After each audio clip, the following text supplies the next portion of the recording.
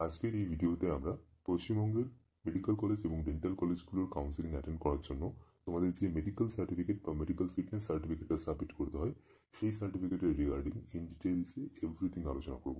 I can guarantee ইট, যদি তোমাদের মনে মেডিকেল সার্টিফিকেটের রিগার্ডিং কোনো রকমের কোনো ডাউটস অ্যান্ড কনফিউশন থাকে, প্রত্যেকটা ডাউটস অ্যান্ড কনফিউশন আজকের এই ভিডিওতে ক্রিস্টাল ক্লিয়ার হয়ে যাবে।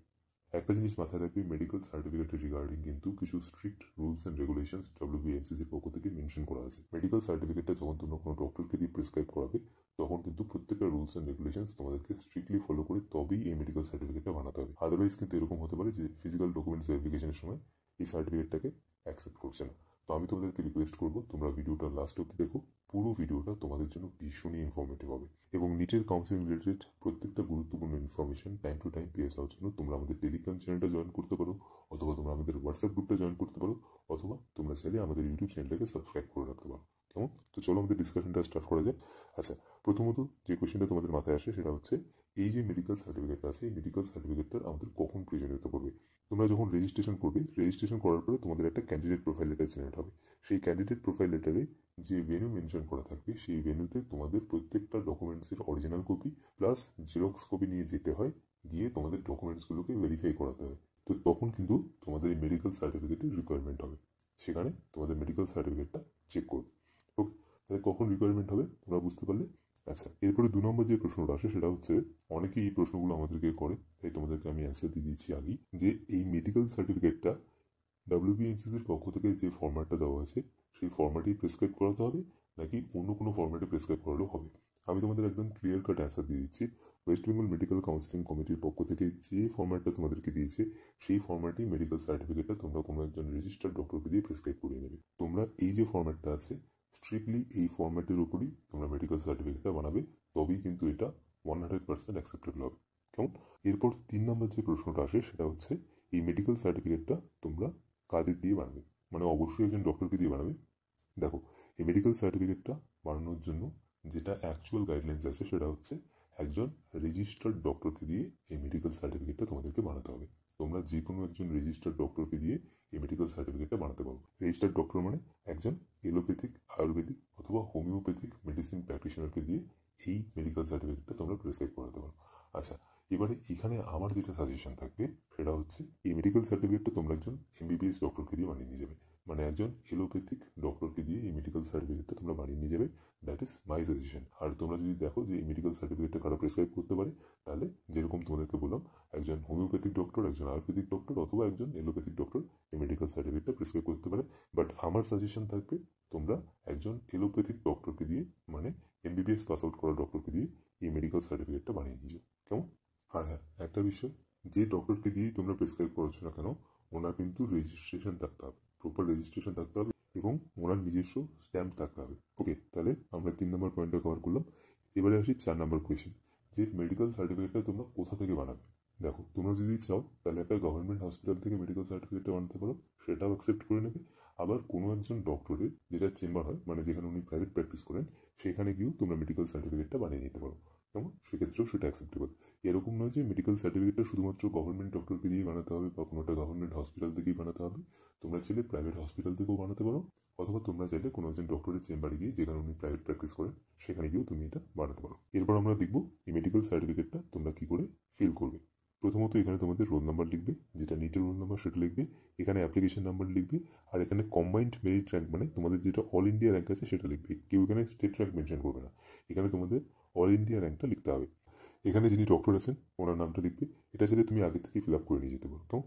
আচ্ছা, এখানে তোমার নাম হবে, এখানে তোমার বাবা অথবা মায়ের নাম লিখবে, আর এখানে তোমার অ্যাড্রেসটা শর্টে লিখে দেবে। কেমন? আর এরপরের থেকে যে প্যারাগুলো আছে, এগুলো প্রত্যেকটা যিনি ডক্টর আছেন উনি নিজে ফিল আপ করবে। কেমন? তুমি এগুলো ফিল আপ করে নিয়ে যাও না, সেটাই সব থেকে সেফ অপশন হবে। তোমরা চাইলে এগুলো নিজেরাও লিখে নিয়ে যেতে পারো, বাট বেটার হবে যদি ডক্টর নিজের হাতে এগুলো লেখেন। তো আচ্ছা, প্রথমত পার্সোনাল মার্ক অফ আইডেন্টিফিকেশন।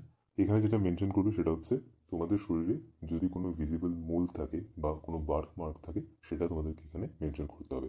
অনেক সময় স্কার মার্ক যেগুলো হয়, মানে যেগুলো অ্যাক্সিডেন্টের জন্য হয় বা কোথাও কেটে গিয়ে যে মার্কগুলো হয়, সেগুলো মেনশন না করেই বেটার। বিকজ অনেক সময় কী হয়, সেগুলো টাইমের সাথে সাথে ফেড হয়ে যায়। তো বেটার কি, যদি তোমাদের শরীরে কোনো মোল থাকে বা কোনো বার্থ মার্ক থাকে, সেটা এখানে মেনশন করো। এবং চেষ্টা করো যে আইডেন্টিফিকেশন মার্কগুলো তোমরা এখানে লিখবে, সেগুলো যেন বাইরের থেকে ভিজিবল থাকে। মানে ফেস, নেক, হ্যান্ড এগুলোর মধ্যে যে পার্সোনাল মার্ক আছে সেগুলি এখানে মেনটেন করো। আচ্ছা, এরপর তো এখানে তোমাদের এজ মেনটেন করতে হবে। এখানে any history of pulmonary tuberculosis, yes or no, এখানে তোমার হিস্ট্রি লিখবে। কেউ এটা হবে না যে আমার ফ্যামিলিতে কারো টিউবারকুলোসিস হয়েছিল, তো সেটা এখানে লিখতে হবে। টিউবারকুলোসিস কোনো জেনেটিক ডিসঅর্ডার নয়, মাইক্রোব্যাকটেরিয়াম টিউবারকুলোসিসের জন্য রোগটা হয়, তোমরা সবাই জানো, এটা একটা ইনফেকশিয়াস ডিজিজ। তো এখানে তোমার টিউবারকুলোসিসের হিস্ট্রি লিখতে হবে, তোমার আগে কোনোদিন টিবি হয়েছিল কিনা সেটা লিখবে। তোমাদের ফ্যামিলির কারো হয়ে থাকলে এখানে সেটা মেনশন করবে না, কেমন? এটা জেনেটিক ডিসঅর্ডার না। আচ্ছা, এরপর চেস্ট মেজারমেন্ট, এটা ডক্টরবাবু উনি চেক করে এখানে লিখে দেবেন। এখানে তোমার হাইট মেনশন করবে, এখানে ওয়েট মেনশন করবে। এরপর এখানে বিএমআই মেনশন করতে হবে। বিএমআই হচ্ছে বডি মাস ইন্ডেক্স। কি করে বিএমআই ক্যালকুলেট করে? তোমার ওয়েট কেজিতে লিখবে, ঠিক আছে? তোমার ওয়েট কেজিতে লিখে ডিভাইড বাই তোমার যেটা হাইট আছে সেটা মিটারে বের করবে, করে সেটার স্কোয়ার করে দেবে, ঠিক আছে? ওয়েটটা কেজিতে আর হাইটটাকে মিটারে করবে। হাইটটাকে অবশ্যই কিন্তু মিটারে বের করবে, কেমন? ওয়েটটাকে কেজিতে বের করবে ডিভাইডেড বাই হাইটটাকে মিটারে করে তার স্কোয়ার। ওকে, একদম সিম্পল। যখন তোমরা ওয়েট অ্যান্ড হাইট জানবে তোমরা মোটামুটিভাবে তোমাদের বিএমআইটা ক্যালকুলেট করতে পারবে। আচ্ছা, এরপর হচ্ছে আইসাইট, মানে তোমাদের হাইপারমেট্রোপিয়া বা মায়োপিয়া আছে কিনা সেটা এখানে মেনশন করতে হবে।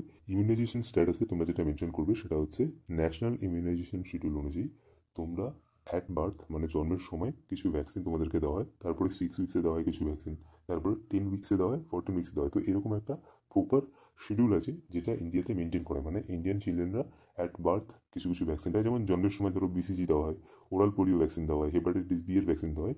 এগুলো তোমাদের গার্জিয়ানকে জিজ্ঞেস করলে তোমরা জানতে পারবে যে তোমাদেরকে সেই ভ্যাকসিনগুলো প্রপার টাইমে দেওয়া হয়েছে কিনা। তো সেরকম ভ্যাকসিনগুলো তোমরা প্রপার টাইম টু টাইম পেয়েছো কিনা সেটার ব্যাপারে এখানে মেনশন করতে হবে। আচ্ছা, এরপর যেগুলো আছে এগুলো ডক্টর যিনি আছেন উনি অ্যাকর্ডিংলি চেক করে সমস্ত কিছু লিখে দেবে। ব্লাড গ্রুপটা এখানে মেনশন করে দিও।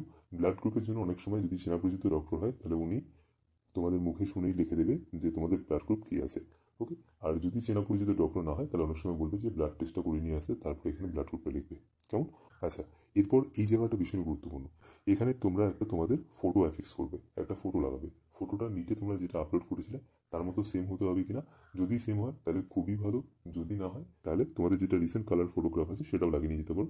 বাট চেষ্টা করো নিটের সময় তোমরা যে ফটোটা আপলোড করেছিলে সেম অ্যাজ সেম ফটো এখানে অ্যাফিক্স করা। ফটোর নিচে তোমরা ডেট অ্যান্ড যেটা নেম লিখেছিলে সেটা যদি না থাকে তাও হবে, বাট ফটোগ্রাফটা সেম থাকলে বেশি ভালো হয়, কেমন? আচ্ছা, এবারে এখানে তোমরা যে ফটোগ্রাফটা লাগাবে সেই ফটোগ্রাফটা অবশ্যই ডক্টরকে দিয়ে সিল অ্যান্ড সাইন করে নেবে। এই ফটোগ্রাফটা ডক্টরবাবু অ্যাটাস্টেড করবেন, মানে যে ডক্টরকে দিয়ে তোমরা এই মেডিকেল সার্টিফিকেটটা বানাচ্ছ ওনাকে বলবে যে এই ফটোটাকে অ্যাটাস্টেড করে দিতে, মানে এই ফটোটার উপরে উনি ওনার সিল অ্যান্ড সাইন করে দেবে, ঠিক আছে? আলাদা করে এখানে ডক্টরকে একটা সিল দিতে হবে, এখানে প্লেস, এখানে ডক্টর যিনি আছেন ওনার রেজিস্ট্রেশন নাম্বার দিতে হবে, এখানে কাউন্সিল অফ রেজিস্ট্রেশন মানে কোন স্টেটের আন্ডারে উনি রেজিস্টার্ড সেটা এখানে মেনশন করতে হবে, এখানে ওনার কন্ট্যাক্ট নাম্বার দিতে হবে, কেমন? এখানে প্লেস লিখবে আর এখানে ওনার সাইন হবে। এই জায়গাটা কিন্তু অ্যাকচুয়ালি সিগনেচারের জন্য, ঠিক আছে? এখানে ওনাকে সিগনেচার করতে হবে। আর একটা জিনিস মাথায় রাখবে, এই যে ফটোটা তোমরা এখানে অ্যাফিক্স করবে এই ফটোটাকে অবশ্যই ডক্টরবাবুকে দিয়ে অ্যাটেস্টেড করিয়ে নেবে, এখানে ওনার সিল অ্যান্ড সাইন ফটোর উপরে হবে, কেমন?